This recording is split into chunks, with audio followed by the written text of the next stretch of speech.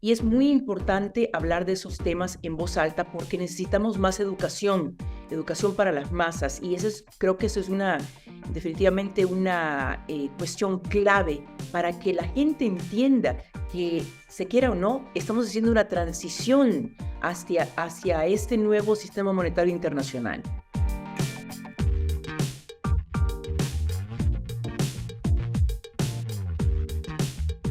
Hola, ¿qué tal? Si quieres entender la forma de trabajo, cómo está cambiando y porque queremos ser, desde luego, más independientes, queremos lograr mayor flexibilidad, queremos no estar atados a ninguna empresa, trabajar por proyectos, ser libres, habrá que entender también cómo cobramos, cómo nos pagan, cuál es el papel de las criptomonedas en ese entorno. Y si además aquí le sumamos las divisas digitales de los bancos centrales, depósitos tokenizados, monedas estables, Bitcoin, ¿hacia dónde vamos? ¿Con qué pagaremos nuestra ropa, nuestros bienes, nuestros servicios en este nuevo mundo que se está abriendo, que es ya una realidad? Quédate porque vamos ahora mismo a entrevistar a Mónica Taer, que es la vicepresidenta de marketing para Rocket Fuel, que es una empresa norteamericana justo centrada en todos estos medios de pago que están revolucionando ya no solamente esa forma de intercambiar, sino de cómo nos enfrentamos, como os decíamos, a esas nuevas formas de trabajo y cómo eso se va a retribuir. Mónica, ¿qué tal? Javier, ¿cómo estás? Un placer estar aquí contigo de nuevo. Oye, muchas gracias porque te decía que estás en todos los saraos, en todos los eventos. Oye, ¿cómo haces para aguantar, para mantenerte ahí en la línea, en vanguardia, estar con tu trabajo? Luego hablaremos del Salvador. Oye, ¿cómo hace una persona como tú en un entorno tan hostil? Porque en el fondo no deja de estar, ¿no? De estar de lado a lado con temas de rabiosa actualidad, con temas de regulación que nos acaban acechando. Dame tu receta mágica. Pues mira, Javier, no hay necesariamente una receta mágica. Yo creo que es muy importante el estar hablando de estos temas constantemente, a pesar que estamos efectivamente en un bear market, pero yo he pasado ya por 4 de estos, entonces tengo la certeza de que vamos a salir así como hemos salido de los anteriores. Y es muy importante hablar de esos temas en voz alta porque necesitamos más educación, educación para las masas. Y creo que eso es definitivamente una cuestión clave para que la gente entienda que, se quiera o no, estamos haciendo una transición hacia este nuevo sistema monetario internacional. Exacto, ¿no? Yo justo te lo decía, hay muchos nombres, muchas formas de transmitir valor que, ¿no? que nos vienen acechando de un lado más centralizado, de un lado más descentralizado. ¿Con qué te quedas? ¿Qué no debemos perdernos? Sí, total. Yo creo que por un buen tiempo vamos a vivir con un pie en el mundo que conocemos, el mundo de los billetes, el mundo de las monedas, y con el otro pie en este nuevo mundo que se está forjando. Este mundo híbrido va podemos decirlo, a durar mucho tiempo. ¿Por qué? Porque se vienen muchas variables, se vienen las CBDCs, es decir, las monedas digitales producidas o generadas por los bancos centrales, digamos, el euro digital, el dólar digital, el peso mexicano digital, ¿verdad? Y vamos a vivir con todas esas monedas de la misma manera como vamos a seguir viviendo con las criptomonedas. Las CBDCs no van a venir a aniquilar las criptomonedas. Esto es, llamémosle movimiento, llamémosle nuevo sistema monetario internacional, como le querramos llamar. Esta ola nadie la va a poder parar. Entonces vamos a vivir en este mundo híbrido con las CBDC que simplemente van a formar parte de este catálogo, especialmente para las empresas, como tú bien dijiste, las empresas como Rocket Fuel, en donde nos enfocamos en habilitar a las empresas, a otras empresas, a que puedan aceptar, en este caso, pagos con criptomonedas. Claro, oye, cuéntame tu experiencia, ¿cómo está funcionando eso? Y que esas empresas, porque aquí también en España hemos visto, yo qué sé, compañías como Vueling que anunció, oye, que sí permitía ese pago, ¿no? De mi billete aéreo con criptomonedas, pero luego les preguntas si tampoco se ha utilizado mucho. ¿Cómo está esto fuera de España? Tú que estás en ese entorno mundial, estás en Estados Unidos, ¿eso tiene mayor adopción? Sí, fíjate que de hecho, bueno, sabemos de que a grosso modo 500 millones de personas a nivel global utilizan las criptomonedas. Estamos hablando de un 4,5%. Todavía no es mucho, pero si lo vemos hace 3 años o incluso hace 5 años, hemos visto ese incremento, llamémosle loco. O sea, se ha incrementado el uso de las criptomonedas y en este caso específicamente para el área de pagos. Yo te puedo decir de que en Estados Unidos hay muchísimas empresas, especialmente aquellas enfocadas en las que llamamos industrias de riesgo. Incluso en México, una industria de riesgo se puede considerar la industria inmobiliaria. Es algo sorprendente. Entonces, ¿qué pasa? Hay una falta de educación. ¿Por qué? Porque muchas empresas escuchan esto de las criptomonedas, de los pagos en criptomonedas, pero piensan de que van a recibir su pago, número uno, en Bitcoin o en cualquier otra criptomoneda, no saben que lo pueden recibir en moneda local, euro, dólar, etcétera. Y dos, tienen miedo de la volatilidad y no entienden, no saben de que la volatilidad no tiene nada que ver con los pagos. ¿A qué me refiero? Yo voy a tu negocio y hago un pago en Bitcoin del equivalente a 100 euros. Tu tienda, tu negocio va a recibir exactamente 100 euros, menos el fee que se le paga en este caso a la pasarela de pago, que puede ser entre 0,5 a 1,5%. Ahora, ¿por qué esto es importante? Porque una tarjeta de crédito a tu negocio le va a quitar de 2% a, digamos, si estás en Estados Unidos, hasta 6%, y si estás en una industria de alto riesgo, hasta el 10%. O sea, hay una gran diferencia.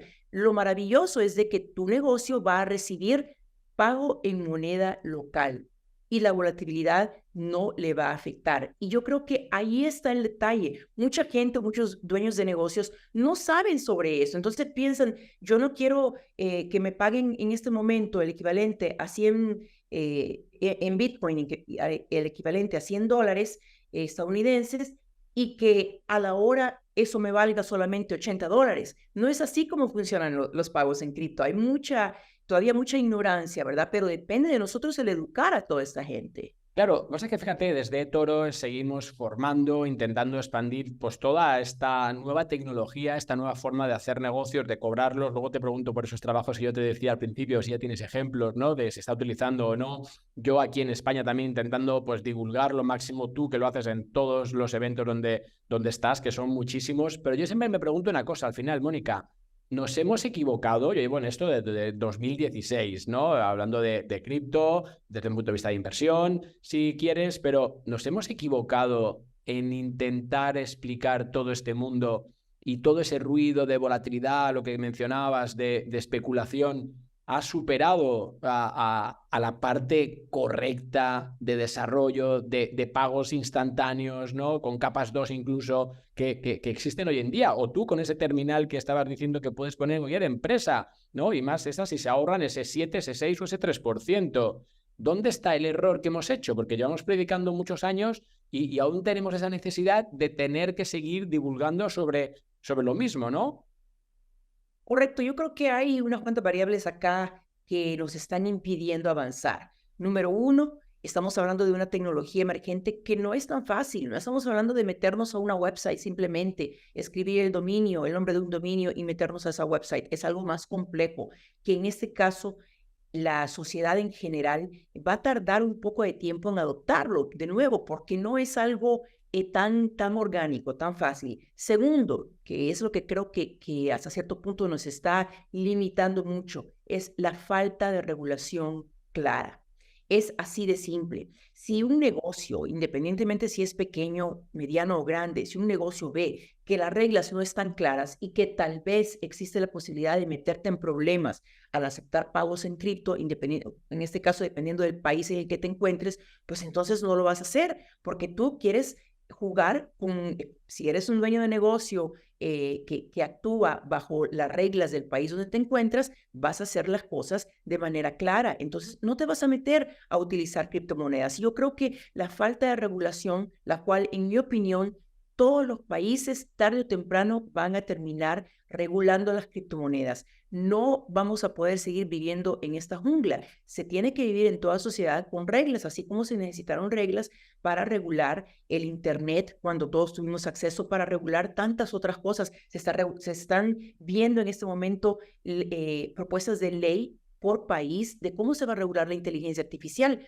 Todo va a ser regulado. Entonces, yo creo que vamos a llegar a ese punto donde las reglas van a ser más claras y los negocios, por ende, van a ver los beneficios de poder aceptar pagos en cripto, especialmente cuando se les van a reducir los fees al aceptar esos pagos. Y número dos, la volatilidad no va a tener absolutamente nada que ver con esos cobros. Totalmente. Oye, por bajarlo a unos ejemplos que te decía y que yo comentaba al principio, estamos viendo, ¿no? Que la forma en la que trabajamos es distinto. Mira tú, que no paras de dar tumbos por el mundo, o estamos viendo pues cómo esos nómadas digitales se van estableciendo en sitios distintos, creadores de contenido. Oye, está cambiando la forma en la que, por ejemplo, esos, ¿no? Esos empleos, si quieres, ¿no? Más móviles, más cambiantes, más de la nueva generación. ¿Están cambiando también la forma en la que están cobrando? Porque muchas veces aquí oímos que sí, alguien trabaja desde Argentina, pero claro, ahí tienes otros problemas adicionales, ¿no? Con la devaluación del peso, la inflación y demás. Pero ¿es algo que empiezas a ver también a nivel global? Que yo quiero trabajar por ese proyecto para esa empresa y que me pagues en USDC o en Ether o en Bitcoin, me da igual, pero ¿está pasando? Sí, definitivamente. De hecho, bueno, tú estás en España y lo vemos en Andorra con algunos influencers. Estamos viendo que, por ejemplo, muchas personas en las industrias de movilidad, llamémosle Uber, llamémosle las patinetas que puedes alquilar en la calle, ¿no? De muchas marcas como Bird, muchísimas marcas. Estas personas están prefiriendo que se les pague, en este caso, en USDT, en Tether o en cualquier otra moneda estable. Y es una tendencia que estamos observando en Estados Unidos, en el Medio Oriente. En este caso, Dubái es el ejemplo perfecto de adopción, no solamente de Bitcoin, sino que de también otras criptomonedas. Hace unos meses, un colega mío estaba allá e intentó pagar con tarjeta de crédito. No se la aceptaron. Él preguntó, ¿puedo hacer una transferencia bancaria? No, no se puede. Y la señora del establecimiento le dijo, ¿me puedes pagar en Bitcoin? O sea, es increíble la cantidad de rótulos que se observan, en este caso en Dubái, donde se acepta Bitcoin. Y lo mismo estamos viendo en ciertas partes de Europa. Yo acabo de estar en la República Checa. Algo muy interesante está pasando en ese país con respecto a la adopción. Y pienso que tiene que ver también con lo que tú dijiste anteriormente. Hay economías más precarias, digamos, Argentina, Venezuela, donde la población necesita sobrevivir sí o sí. Entonces ahí están utilizándolo como método de subsistencia, y no solo Bitcoin, sino que en este caso monedas estables también. Pero hay otras economías donde orgánicamente estamos viendo esa adopción, tal vez no de forma masiva, pero sí definitivamente cuando hacemos una comparación desde hace 5 años, ahora estamos viendo un incremento en esos números. Claro. Oye, para cerrar esta parte de pagos y demás, ¿qué le podemos decir al inversor, al oyente, a toda esa gente interesada en, oye, esto me ha llamado la atención, ¿cómo lo hago? ¿Cómo empiezo? ¿Cuáles son esos 3, 5, 6 pasos que tú les das ya no tanto a los mercaderes, que también, pero a mí, que me quiero ir a Dubái y, oye, ¿cómo me llevo al final, ¿no? En mi iPhone la forma para transferir, en ese caso, pues cripto en vez de llevarme mis tarjetas? ¿Cuáles son esas claves que les darías? Totalmente. Lo primero, yo creo que es educarse de manera autodidacta y aprender cómo bajar una billetera. Si estamos a ese nivel en que no sabemos ni siquiera cómo descargar una billetera, no hay ningún problema. En este momento podemos tener acceso a la mayor biblioteca del mundo, que es completamente gratis, y eso se llama YouTube, donde podemos acceder a tutoriales y entender tal vez cuál es la mejor billetera, cuál billetera nos conviene más, en este caso para hacer un viaje o simplemente para empezar, ¿verdad? A testear las criptomonedas, o en este caso estos métodos de pago. A los inversores, un mensaje muy importante. Yo creo de que toda tecnología emergente, especialmente esta que ya dijimos de que no es tan fácil, va a tardar un poquito en cuanto a que tenga más tracción, pero estamos viendo que, por ejemplo, esta empresa en Dinamarca, esta empresa europea llamada Coinify, fue comprada por una empresa israelí. De hecho, me parece que fue hace 3 meses. La adquirieron totalmente por miles de millones de dólares. Coinify es una empresa de pagos en cripto. Y así como la mía, Rocket Fuel, y como muchas otras que están a nivel global, vamos para allá. Es muy importante ponerle atención hacia dónde va el mercado. En este caso, qué es lo que va a pasar con el sistema monetario internacional. Porque no estamos diciendo que va a haber una transición completa y las criptomonedas van a venir a desplazar lo que conocemos en este momento como billetes y monedas. No, pero vamos a vivir con ellas. Entonces es muy importante que para aquellos inversores que en realidad son amigos de la innovación, que hagan un poco de estudio, que vean qué es lo que está pasando con este mercado de las criptomonedas con respecto a pagos y cuáles son las empresas que están punteando a nivel global y que están llevando el mundo hacia el futuro.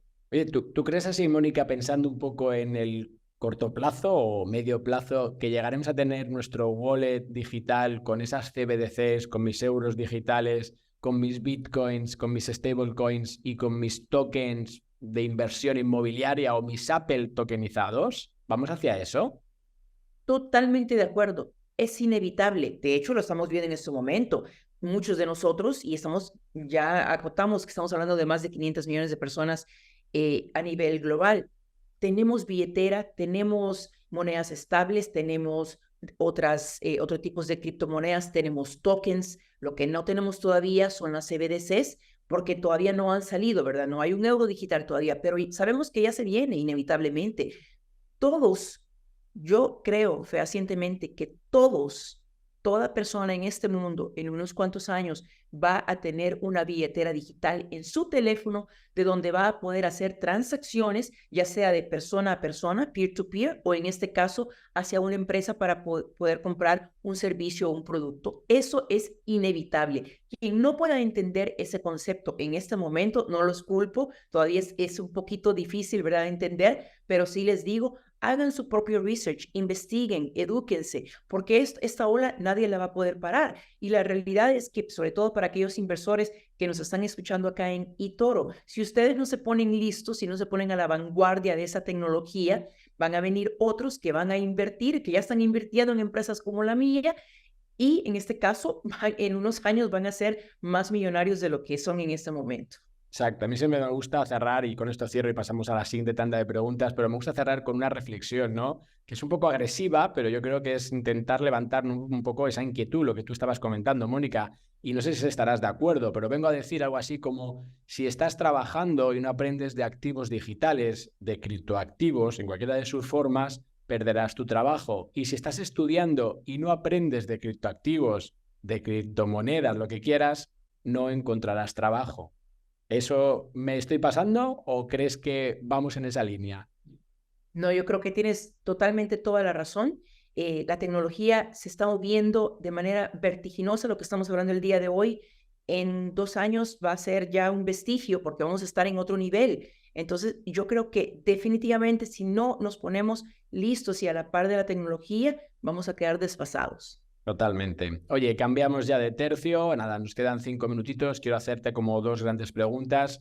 Hoy has estado en El Salvador viendo pues toda esa evolución, ¿no? de cómo se implementó Bitcoin como moneda de curso legal. Eres gran conocedora de todo el proyecto. Se han cumplido ya pues 2 años y pico, ¿no? Ahora ya hemos pasado pues esos 2 años de ese experimento.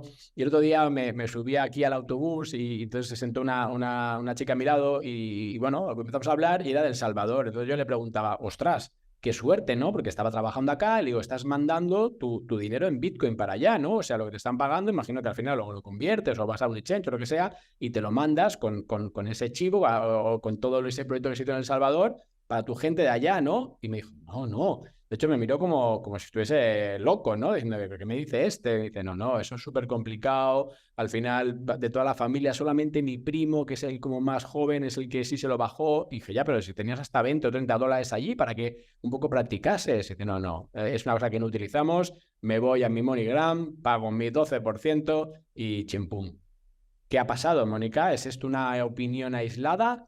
¿O es algo que, fíjate, que viene en línea con lo que decíamos, ¿no? Que se ha hecho el proyecto, pero tal vez no se ha divulgado correctamente? No sé, ¿dónde queda eso?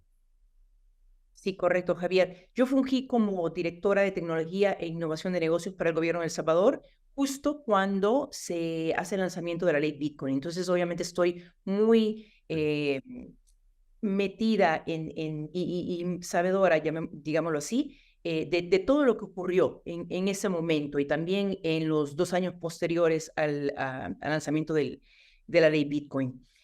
Lastimosamente esa historia no es aislada. Yo creo, de hecho hay una columna que acabo de escribir para un medio digital y salió publicada el día de ayer, donde hablo y pregunto dónde te encontrabas tú cuando se anunció la ley Bitcoin. Y lo titulé de esa manera porque te voy a ser muy sincera. Yo, estando dentro del grupo de tecnología dentro del gobierno, yo me encontraba en Twitter cuando me enteré, cuando muchos de nosotros nos enteramos. Y eso pienso que habla muchísimo con respecto a los puntos que voy a enumerar en este momento de la situación de la ley Bitcoin en El Salvador. Y esto es mi opinión personal. Esta es mi opinión personal.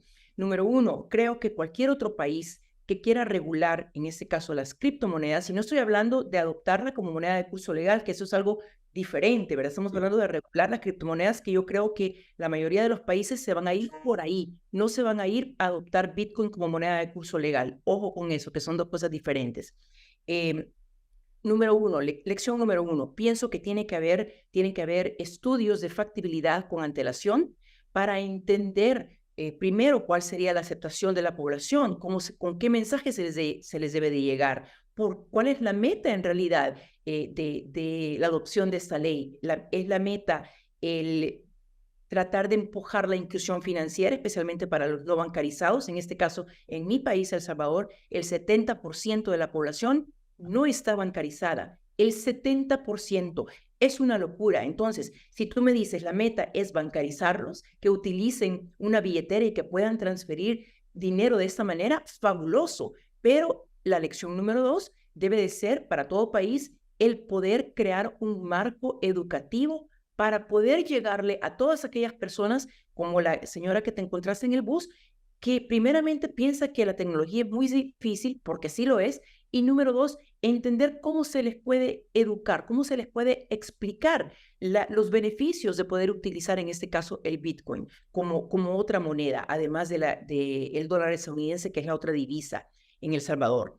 Entonces, si no hay educación, nunca va a haber adopción masiva. Es así de simple.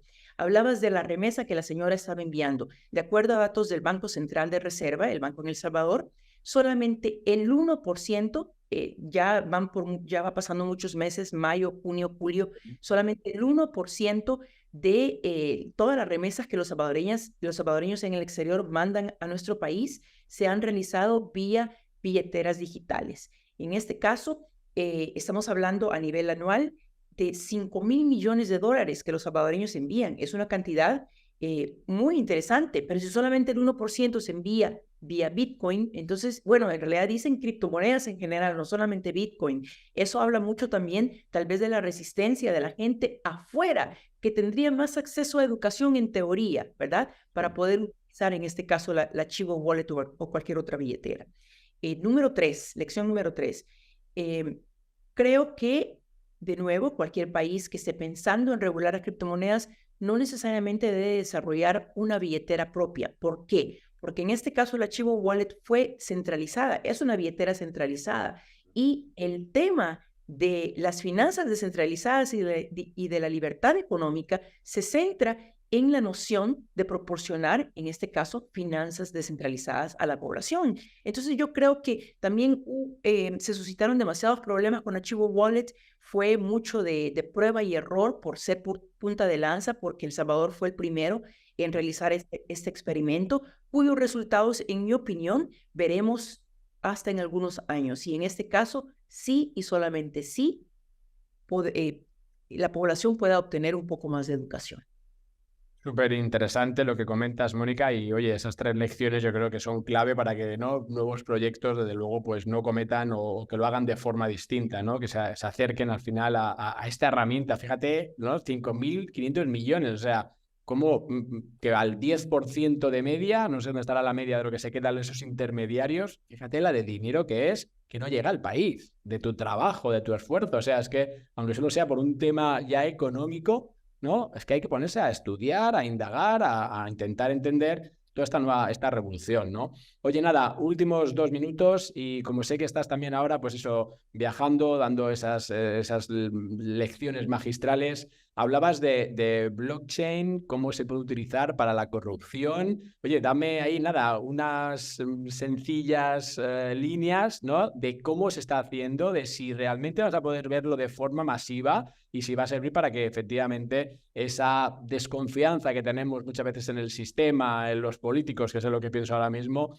pues se pueda encauzar de alguna forma, ¿no? Que si tú llevas en un programa electoral una serie de propuestas que luego, yo qué sé, que luego las cumplas, no sé, se me ocurre, o del lado más de corrupción, pues que no se nos escape nada, ese dinero que estoy enviando a X sitio, a esa ONG, que llegue donde toca llegar, ¿no?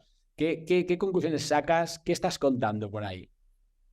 Correcto. Este tema, Javier, es uno que me apasiona, simple y sencillamente porque, bueno, soy latinoamericana y todos sabemos de que la corrupción está definitivamente enraizada y lo ha estado de esa manera históricamente en esta región. Pero tenemos que ser honestos y mencionar el hecho de que ningún país en el mundo está exento de corrupción, en este caso gubernamental. Yo me enfoco en platicar sobre cómo podemos utilizar, en este caso, cómo los gobiernos, las naciones pueden utilizar la blockchain para contrarrestar la corrupción.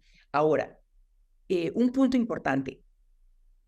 Solo en Latinoamérica se pierden o mejor dicho, se destinan 1.5 billones con B, el equivalente a trillones en inglés, ¿verdad? 1.5 billones de dólares en sobornos anualmente. O sea, estamos hablando de una cantidad ridícula y en este caso no nos debe de sorprender porque hay muchísima corrupción donde vemos pagos debajo de la mesa, donde se adjudican contratos sin licitación, se le da a la empresa de mi amigo, a la empresa de mi familiar, ¿verdad? Es algo muy normal. Entonces, ¿cómo nos puede ayudar la blockchain? La blockchain es sinónimo de transparencia y de rendición de cuentas. Si un gobierno no está proporcionando esas dos variables, significa inmediatamente, automáticamente, que hay un problema de corrupción, porque los datos deben de ser abiertos. Los datos, la población debe tener acceso a esos datos. Con la blockchain podemos activar muchísimas facetas que nos pueden ayudar, en este caso, a que nuestros gobiernos sean más transparentes. Hablamos, por ejemplo, de trazabilidad. Si se anuncia la construcción de un nuevo proyecto, una carretera, un puente, un estadio en un país, entonces se pone todo en la blockchain, es decir, en esta maravillosa base de datos de bloques donde todo es inmutable, donde no se pueden cambiar la información, donde podríamos saber si, por ejemplo, una de las empresas que está licitando para la construcción de ese estadio se creó hace unas semanas solamente para poder ganar esa licitación o para que se le adjudicara. Todo eso podremos saber, plazas fantasmas, en este caso licitaciones fantasmas, prestanombres. Entonces, con ese proceso de trazabilidad, vemos desde que se lanza la licitación quiénes son los que aplican, cómo va el proceso de construcción, hasta, en este caso, el resultado final de cuántos millones de dólares, o en este caso moneda local, se gastaron para la construcción de ese proyecto. Es muy importante, pero acaba la lección. Solamente aquellos funcionarios con los pantalones bien puestos van a adoptar estos procesos en este caso, su trabajo gubernamental. ¿Por qué? Porque eso muchas veces va a significar señalar la corrupción dentro de sus propias filas, dentro de sus propios partidos. Es muy fácil señalar a las administraciones anteriores o en este caso los partidos contrarios, pero no los propios nuestros. Entonces yo creo que esto puede ser definitivamente, como dicen en inglés, un game changer para todas las naciones.